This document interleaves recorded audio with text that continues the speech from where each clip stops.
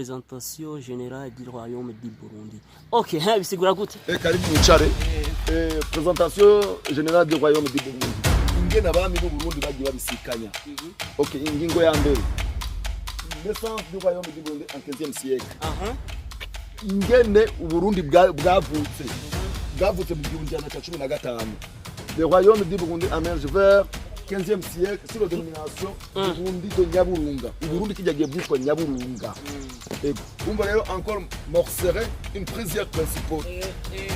Gato none uyu mwanya wo gusigura igifaransa usoma mu gifaransa ugacanza mu kirundi nakuntu mwari kugira mukagira ini pancarte yagiye mu Burundi gusa uko jembe ntage mu présentation générale du royaume du Burundi none nakuntu iyo pancarte mu camusha mu indi hajya y'ikirundi ego biri mu mico biri mu gizwa shingiro mu ngingo ya 5 baravuga ko Burundi tubuza gukoresha ikirundi mu minsi mike tuko turasaba leta yuko yofasha kugira ngo shirindi pancarte ibo ururimi rw'ikirundi gusa ibi byose ko bisobanuye nka cyane cyane urabona ingoma abantu bumva ko ari ingoma ariko bumva igisigura mu gifaransa n'ingorane uko gusigura abantu kandi tuzi ko ingoma y'Uburundi usanda ko reka mbe muri hangaye gaje sinori ya vrema igifaransa gusa raba ngo na cesse du royaume quoi je na gifaransa nzi ndazi kugisoma me no kugiprononcia kugisigura navyo nzi neza kugisigura we navyo nzi neza kabisa okay reka dusabe leta idufashe kugira ngo andike ikirundi nawe ariko yamurambabarira ariko